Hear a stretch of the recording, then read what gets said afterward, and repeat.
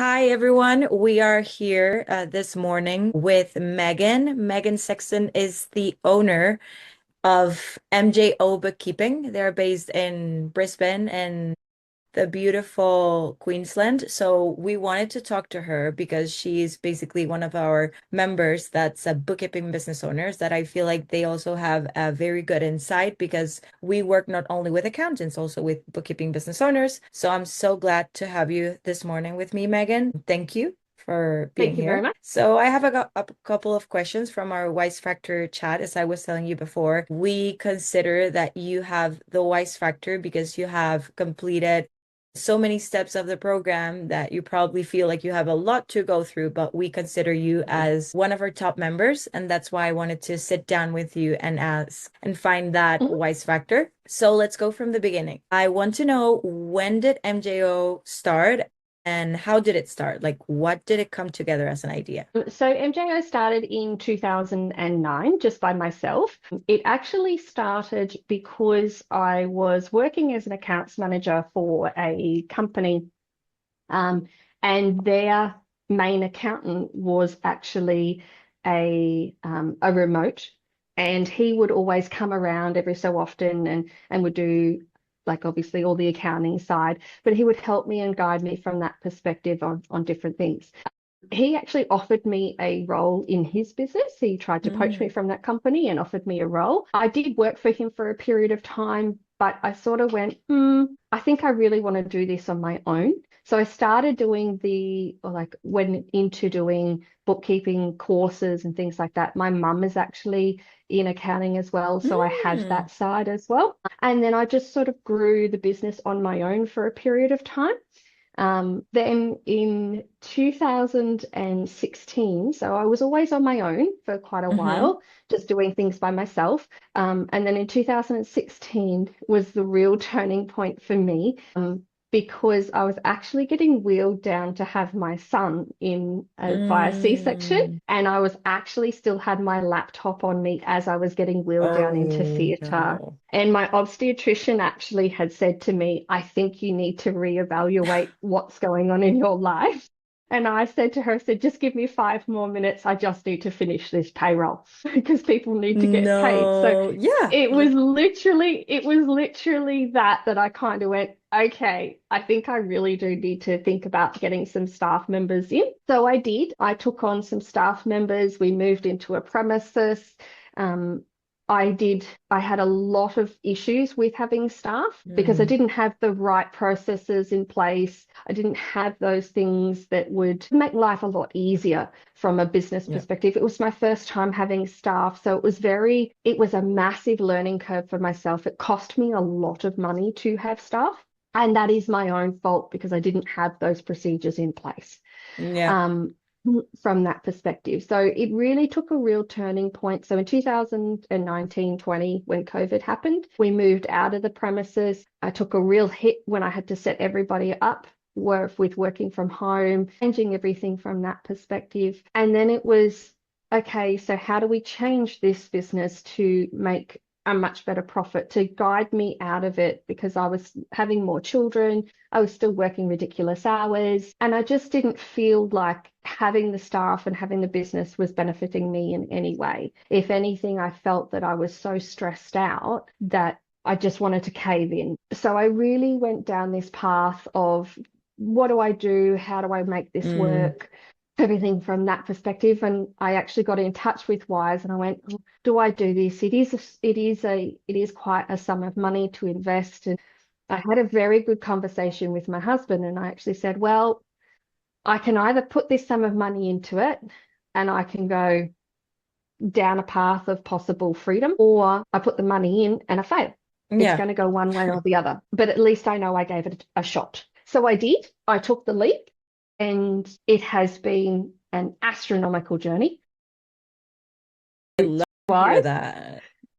So I had all Australian staff members. I was very much against going offshore because I wanted to keep the money in Australia for Yeah, that makes Australians. sense. And having Christy with me, she was saying to me, yes, I understand that, but we've got to get you out of this phase. So I started looking into recruiting overseas.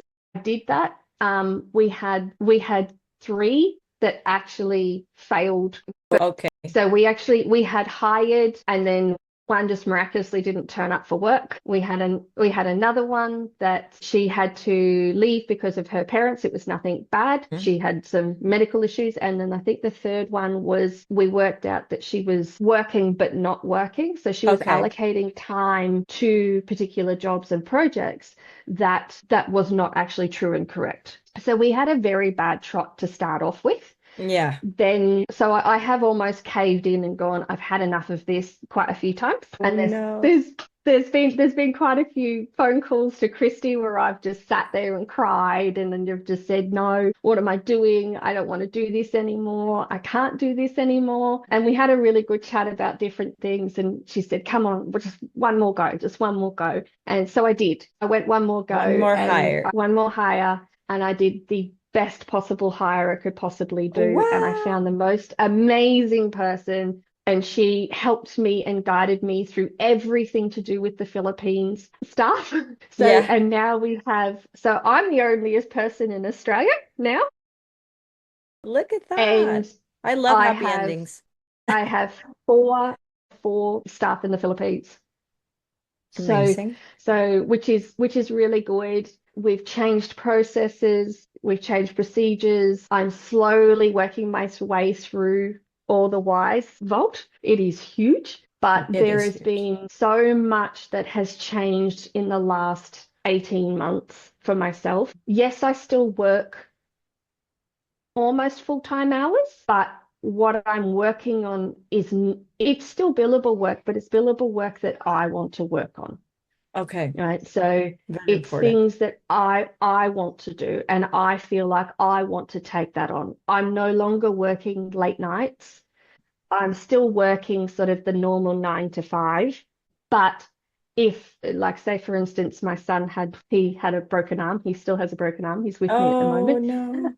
But it's given me the flexibility to go, okay, I'm going to go and do this, and I can send off some things to the girls and say, okay, this is what we need to do. I need you girls to take care of this today. And we've spent a lot of That's time awesome. focusing on procedures and what previously was in my head and why I was the one that was that bottleneck, and what was actually happening with that, and putting that in place so that I'm not the bottleneck anymore and the girls aren't waiting on me to get jobs done. So there's been a lot happen behind the scenes from that perspective to get that done. So yeah, so it has been an absolutely massive journey, and we've still got a huge journey ahead. But I So love to yeah. hear that so far. It's been like I was just going to ask you, but it answered itself that I was going to ask you like which part of the whole Wise Way and the Wise journey was the one that resonated with you the most. But I can tell now it's staffing. It's Stuff. staffing because there's Yes. there's a lot of other components, there's leadership, there's staffing, there's SOPs, but I feel like, and you'd be surprised at how many members that I've interviewed before have said this. I Mm, feel like hiring, it's the one that allows you to scale on top of everything. That's why you are now yeah. taking care of your son. And that's great because I know that Mm, anyone who's an accountant that's listening to this, they're going to say, like, I cannot do that for the life of me. Like that's not something I get to do. Just yeah. being absent for a day, like no free weekends. So this is very valuable that Yeah. even that last push that Christy gave you, that shout out to Christy. She's an amazing mentor. Yes, she is. She's a delight that it gave you that last push in order to get to this part. Because as you were saying, the journey is long. We're not going to Yeah. lie to people and say that you don't have to do the work. You have to do the work because, Yeah. but after that's transformed and you put in the time that you need to do, at least 1 hour, 2 hours per week to focus on that, that's going to be Yes. so massively valuable in time. And I'm so glad Mm. that you're getting to see that. Yeah. Yeah. Um, Yeah. It's a huge journey. It's absolutely a huge journey. I love having that one-on-one with Christy every month. And Mm, one of the biggest issues that I always had was that, from my perspective, being the business owner, I had no one to hold me accountable. So mm, for me, it was, oh, well, if I don't do this, it's my problem. Yeah. Now having that with Christy and having the extra journey of Christy saying to me, okay, well, did you meet your task? Why didn't you meet that task? I'm actually being held accountable in my own self. Not that she's getting cranky with me already, but it's more about I feel like I have this target and I Yeah. have to reach that target. And for myself, having those targets is key because if I don't have the target, I've got nothing to strive for. I've Yeah. got nothing to make that work. And each month we're slowly nipping away at something else. And there's been times where I've emailed Christy and said to Christy, okay, I'm at my wit's end. I don't know what I've done wrong here. From a manager's perspective, what do I need to do? And just Yeah. having those conversations where you can have that and having those Super 8 accountability meetings and being able to speak to other accountants and bookkeepers about what are their issues and why did they do that and how did they Yeah. fix that?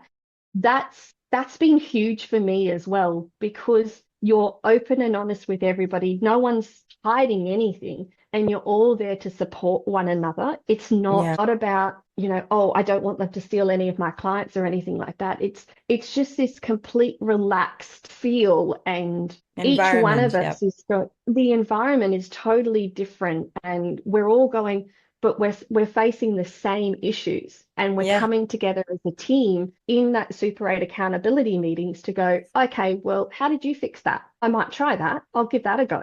Thanks for that. I'll have that one. So having that extra accountability for yourself has just been an absolute godsend. Oh, I love that. And you were saying something very important about the accountability factor that you are showing up also for yourself. If you have nothing to strive Mm, for, then yes. why do you have a business? And otherwise, it's if you're not improving anything, if you're not growing, you're basically flatlining. Yeah. So you are not improving and you are living in a business. Imagine having a whole life, and this happens to many accountants, which is sad, and bookkeepers as well, that they run a business during a lifetime that they hate. So I Yeah. actually wanted to ask you, now that you were saying something loosely related to this, but I asked this to all the business owners I talk to, and it's that, we repeat this phrase that is build a business that runs without you, and there are no right answers on this one. But I want to know how that makes you feel. Like, does that excite you? Do you see that happening soon, later? Do you not want to do that? If you hadn't asked me that question 12 months ago, I would have been terrified going, it is not possible. Just not possible. Now, the goal is actually for me to be out within the next 12 months. Oh, I love that goal. So, like, I'm not out completely. The goal for me is to be able to ring the clients and say hi because I want to ring the clients and say hi, and have that. Let's go out for coffee because I want to take them out for coffee and just have a casual chat with them about how they're feeling and what's going on and from all of those perspectives. And just doing that nice interaction and not having the burden of I can't have that half an hour conversation with them because I really have that deadline to meet, right? So being able to transition to that period is Yeah. what I'm now working for the next 12 months, right? So that's our key is we're making all of our procedures now are designed without me. They're designed to sort of go, okay, if this has been missed, why has this been missed? What happened? How do we make that not happen again? Yeah. Right. So that is the goal now for us is for me in the next 12 months, I'm to be on no billable work. Amazing. That makes you like the actual owner of the business and not doing the grinding Yeah. work and all of those things that keep you tied to the business on a daily basis. I actually wanted to ask you another question that relates kind of to this freedom, and that I like to ask because this gives me a good perspective of who you are and what you like to do when you're not inside the business. And this is like, are there any hobbies or activities that you are able to give more time to now that you are looking to withdraw from the business? A lot of the reason why I have wanted to withdraw was growing up, I never had my parents around. Okay. They were always at work or, they were doing something and things like that. I could never see my parents at a swimming carnival for school or something, or they never came with me to an excursion. So for me, my key has always been I never wanted that for my kids. I want to be able to be there for my kids to go on those excursions, to experience those things with them so that they don't feel what I felt growing up. And that Yeah. was that massive feeling of why are all these other parents here and my parents aren't? I don't want them to feel like that. So that was always my key. And being able to do that now, like there's certain ones I haven't been able to go on excursions yet, but I've been able to do swimming carnivals. I've been able to Mm, pick them up from school instead of them yep. catching the bus or something like that. Just those little things has been really, really, really handy for myself. And I feel that is actually grown, like my kids and I have grown further for that. And I'm really grateful for that. Yeah, I That's feel like that's what it's been about. that's very powerful because it's in those little details and those little moments where for your kids there will be character developments. Like they will Mm, grow within this spaces of time that you don't take them to school or that you don't pick them up from school or that they will be happy to see you at that carnival or that mm, excursion. So that's very powerful and I hope you get to go to that next excursion next time that yes. happens. Well, very excited. Now you're like, please send an invite for that excursion. I'm Yeah. going. Yeah, very much I'm so. already packed. Yeah, Very I'm much. very excited for you to see that happen. And yeah, I'm very excited to see your journey. Hopefully we can catch up in another 12 months to see where you're Yes. at. And I hope your calendar is free by that time. I'm hoping so too. Yes, that's very exciting for you. So thank you, Megan. Those are my questions for You're welcome. today. I enjoyed our chat so much, and you've given me You're welcome. so many important insights into your business and world. So I'm sure that lots of people who hear or see this are going to be able to, it might resonate with someone who has a bookkeeping business or is wanting to start one or is wanting to take a leap like Wise is. I'm sure it's going to put them in the right direction. Yeah. So thank Wonderful. Thank you. And thank you so much for the Wize team. you. Yeah, thank you.